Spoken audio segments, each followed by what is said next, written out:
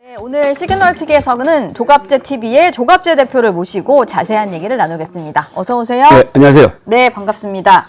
어제 시정연설이 있었는데 2026년 이제 내년도 정부 예산안에 대한 시정연설이었고요. 규모가 상당히 큽니다. 728조 원 규모의 예산안을 설명했는데 혹시 조갑제 대표님께서는 좀 눈여겨보신 부분이 있을까요? 연설 중에? 박정희 대통령의 역할을 한번 언급을 하셨대요. 예. 산업화의 고속도로를 깐 분이다. 네. 그게 아주 귀에 쏙 들어갔습니다. 그런데 AI를 강조하는 연설이었어요. 네, AI. 그런데 예산안에 반영된 걸 보니까 700수십조 중에서 AI 부분 예산이 너무 적더라고요. 10조 원 10조 정도밖에 안 되고, 네. 그것보다는 뭐 민생 쿠폰 이런 쪽이 훨씬 더 많아가지고, 과연 실천 의지가 어떻게 되느냐 네. 하는 것을 입증하려면은 꼭 해야 될 게 하나 있어요. 네. 그게 지금 고리 2호기를 재가동하느냐 여부를 지금 원안위에서 너무 오랫동안 지금 조사하고 있는 것 아닙니까? 예. 그거 40년 제대로 운영을 했고, 예. 외국 경우에 보면은 그거 한 60년, 80년 운영해도 괜찮아요. 그래서 AI를 뒷받침하려면 제일 시급한 게 전력 아닙니까? 네. 그러면은 빨리 고리 2호기 재가동을 결단해야 됩니다. 물론 그 프로세스가 진행 중이지만은 그래야 AI에 말하자면 무게를 싣는구나 하는 그런 실감을 하지 않을까요? 뭐 AI 강국 얘기를 하면서 좀 예산도 올해보다 내년은 3배 늘렸다라고 하지만 진정성을 그렇습니다. 보이려면 전력을 어떻게 전력입니다. 공급할 건지 그리고 그거부터가 탈원전, 뭐 풍력 그리고 태양광으로는 절대로 AI에 필요한 추가적 전력을 확보할 수 없다는 것은 명백한 것 아닙니까? 예. 이게 저희가 생각하지도 못할 정도의 어마어마한 전력량이 필요한 거잖아요. 말씀을 듣고 보니까 그 부분에 대해서 좀 지켜봐야 될 것 같습니다. 국민의힘은 어제 추경호 의원에 대한 구속영장 청구에 좀 반발을 해서 검정색 마스크에다가 상복 차림을 하고 시정연설 불참을 했거든요. 이 결정은 좀 어떤 것 같으세요? 저는 역사 흐름에 역행한다고 봅니다. 지금 경주 에이펙이 대성공을 거두고 우리나라의 진로가 첨단 제조업과 AI를 결합시킨 글로벌 선도국가로 간다는 비전이 하나 만들어졌거든요. 그게 많은 국민들이 동의 내지 감동하고 있는 것 아닙니까? 네. 그런 것과 어제 한 행동은 보면은 이 계산이 안 맞아요. 지금 아마 어제 그런 행동은 일종의 뭐 민주당에는 보복 심리도 있을 것이고 장동혁 체제를 지지하는 일종의 극우 세력을 향한 어떤 행동이지 국민 전체를 위한 행동은 아니라고 생각하고 저런 스탠스를 취하면은 내년 지방선거에서 이길 수 없다고 생각합니다. 어제 그걸 보면서 박수 친 사람도 있겠지만은 박수 안 친 보수가 더 많을 것 아닙니까? 중도는 더 많을 것도 없고. 그리고 그 민주주의 파괴자라고 지금 이재명 대통령을 몰아붙였는데, 아니 그렇다면은 불법 계엄을 옹호하고 부정선거 음모론을 옹호한 국민의힘은 민주주의 파괴 세력 아닙니까? 일단은 좀 분리해서 봤어야 되는데 시정연설 불참한 것은 오히려 박수치지 않는 보수가 더 많을 것이다. 그렇습니다. 이런 말씀을 주셨습니다. 그러면 좀 뭐 시정연설 불참과는 별개로요. 추경호 전 원내대표에 대한 구속영장을 내란 특검이 청구를 했잖아요. 이 부분에 대해서는 한동훈 전 대표까지 나서서 영장은 기각돼야 된다라고 하더라고요. 조갑제 대표님 생각은 어떠세요? 한동훈 대표뿐만 아니라 이준석 대표도 같은 의견입니다. 그러니까 이게 헌법에도 면책특권이 보장되어 있어요. 국회의원은. 그러니까 표결과 관련된 행위로 해가지고 국회 바깥에서 책임을 지지 않는다고 되어 있어요. 그걸 그대로 해석을 하면은 표결과 관련된 행동으로 추경호 당시 원내대표를 구속 영장 청구하는 것은 헌법에 맞지 않는다고 볼 수가 있어요. 다만 하나가 이게 사안의 중대성이 있습니다. 이 사안이 불법 비상계엄이었다. 그리고 우리나라 역사상 처음으로 군대가 국회 안으로 들어왔다. 그리고 선관위를 덮쳤다. 이 사안의 중대성이 있습니다. 이 사안의 중대성과 헌법 정신 사이에 판사가 어떤 판단을 할지 아주 델리케이트한 문제라고 생각을 합니다. 예. 예. 그러면은 이게 사안의 중대성은 있으나 어쨌든 의원 개인의 표결행위 자체는 좀 면책특권도 있는 부분이고 그렇죠. 이걸 뭐 예. 법적으로 문제 삼을 일은 아니다. 뭐 예. 이런 입장이셨습니다. 그 문제 삼을 일이 아니고 예. 이것은 판사가 하나의 사례를 만들 거예요. 예. 판례에 가까운 사례를 만들 거니까 그 법리적으로 제가 델리케이트한 문제라고 생각하는데 어느 쪽에 더 기울느냐에 따라죠. 예. 예. 그제죠. 그제 윤석열 전 대통령의 재판에서 곽종군 전 사령관이랑 얘기를 예. 하는 과정에서 예. 새로운 폭로가 좀 나왔습니다. 예. 뭐 그건 좀 앞서서 제 신지호 전 의원과도 예, 예, 얘기를 예. 했었는데 조갑재 대표님이 또 주목하신 포인트를 보니까 뭐 앉자마자 폭탄주 돌렸다 이런 부분에 대해서 예, 좀 예, 주목을 예. 하신 것 같아요. 자, 그게 예. 그날이 국군의 날 행사 끝나고 나서 아닙니까? 예. 거기에 한남동 관저에 모인 사람들이 국가 지도자 대통령과 국군 지휘부가 같이 모여버렸어요. 예. 절대 그런 자리를 만들면 안 됩니다. 기습 공격으로 한 방에 끝날 수가 있어요. 그러니까 같은 자리에 모이면 안 돼요. 군 통수권자와 군 맞습니다. 지휘부가 한 예. 자리에 있으면 안 되는군요. 안 됩니다. 그래서 예. 미국에는 이런 사례가 있잖아요. 미국에는 그런 국가 지도부가 모일 때 지정 생존자를 정해가지고 그 사람은 다른 곳에서 보호를 받도록 한다고. 예. 그 지정 생존자라는 유명한 영화 시리즈도 있지 않습니까? 예, 드라마 봤습니다. 그래서 저는 그 자리가 아주 이상하게 보였어요. 국가 안보 측면에서. 그리고 모여서도 안 되고 그 자리에서 술판 벌리면 안 되죠. 네. 또 그것도 보통 술이 아니고 폭탄주를 연거푸 돌렸다는 것 아닙니까? 예. 아니, 만약 주한미군이 없고 한미동맹이 없다면 그런 행동 하겠어요?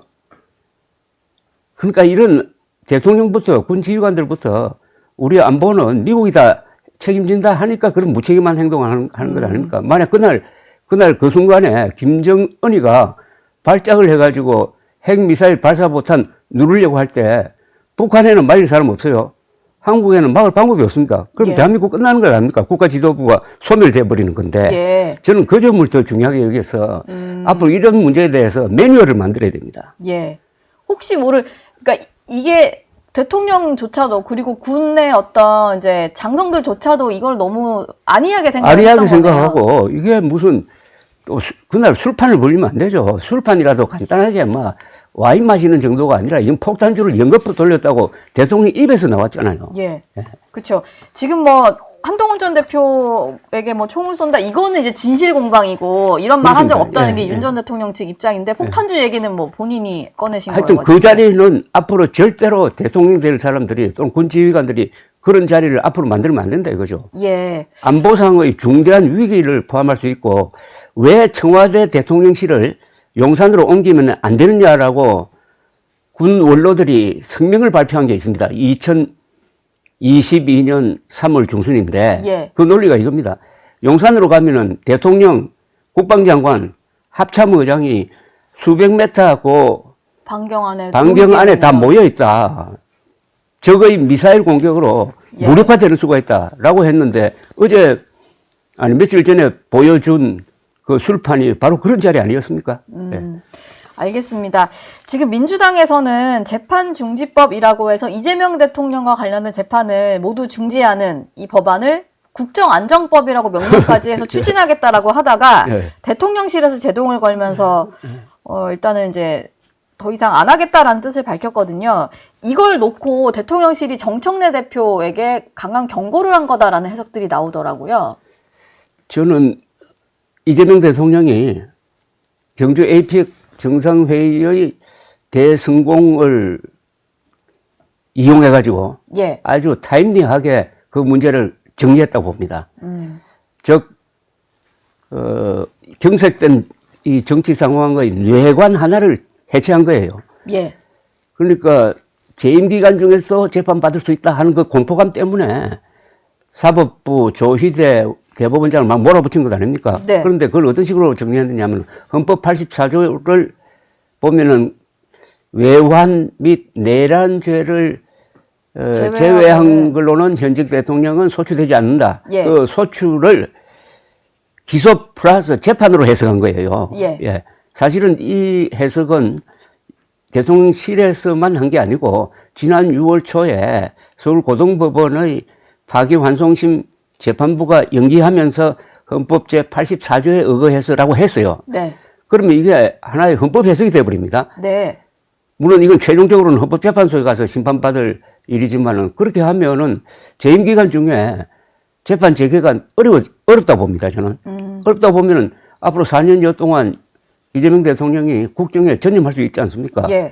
그런 식으로 딱 정리하니까 반사적으로 정청래 민주당의 모양이 좀 초라해져 버린 거죠. 조금 이제 그렇죠. 대놓고 소통이 잘 안 되는구나라는 게 좀 드러나 버린 상황인 것 같아요. 고단수의 카드를 꺼낸 건데 네, 그렇다면 네. 이제부터는 저 대법원 괴롭히는 거 이제 그만해야 됩니다. 이것과 연동돼 가지고 예. 그렇게 하면은 정치가 복원될 수가 있잖아요. 예. 근데 지금 그건 또 그거대로 추진하는 것 같던데요. 법원행정처 폐지라든지 사법개혁안을 저는 추진해도 힘이 예. 실리지 않을 거라고 봅니다. 이번에 이재명 대통령이 에이펙 정상회담을 성공시킴으로써 상당한 그 여론의 뒷바람을 지금 받고 있지 않습니까? 예. 그러니까 갑자기 정청래 대표의 목소리가 작아진 것처럼 보이잖아요. 예. 정청래 대표는 뭐 그래서인지 어제 시정연설 앞두고 있었던 사전 환담 때 예. 대통령이랑 되게 화기애애한 모습도 연출을 예. 하고 뭐 연설이 뭐 A급이었다 뭐 이런 글도 막 올리더라고요. 근데 지금 대통령실에서는 꾸준히 좀 정청래 대표가 소통이 되지 않은 채로 막 이렇게 속도 내는 거 여기에 대한 우려를 전달한 것 같은데 앞으로는 좀 없을까요? 이런 일이? 저는 우리 정치판을 크게 보면은 정치판은 극좌와 극우는 소수화돼야 됩니다. 예. 극좌와 극우는 어느 나라에도 있어요. 그러나 그게 10% 안으로 줄어들어요. 네. 그런데 극우 세력이 지금 사실상 장동혁 대표를 밀어가지고 국힘당을 장악했잖아요. 예. 그런데 비슷한 현상이 지금 민주당에서 이루어지고 있어요. 저는 좌파 성향, 뭐 진보 성향 좋아요. 그러나 극좌로 하면 안 되지. 그러니까 정청래 대표의 과거 행적이라든지 최근에 한 발언이나 이런 거 보면은 그냥 좌파가 아니라 극좌적인 면이 있다니까요. 예. 그게 약화돼야 돼요. 그러면은 중간에 있는 합리적인 사람, 합리적이라는 것은 헌법과 사실에 동의하는 사람입니다. 예. 이 사람들이 정치의 중심이 되면은 그 정치가 나라를 위해 제대로 봉사할 수 있는 거예요. 그러면은 지금 보면은 정청래 대표를 지지하는 세력도 있는 것 같고 이재명 대통령 쪽에서 조금 더 이제 정청래 대표의 자제를 요구하는 세력도 있는 것 같고 이거를 여권의 분화라고 분석하는 언론들도 있던데요. 좀 시작이 됐다라고 봐야 될까요? 저는 그렇게 되지 않을 거라고 봅니다. 이재명 대통령이 이번에 경주 에이펙 성공의 여론의 뒷받침을 받고 주도권을 회복했다고 생각합니다. 아, 오히려 예. 당의 힘보다는 대통령실의 힘이 확실히 더 세졌다. 그리고 물론 민주당 안에 또 극단적인 제가 극좌적이라고 했습니다만 그런 세력이 있긴 있는데 예. 이런 큰 역사적 흐름 속에서는 소수화될 거라고 봐요. 약화될 거라고 봐요. 예. 예.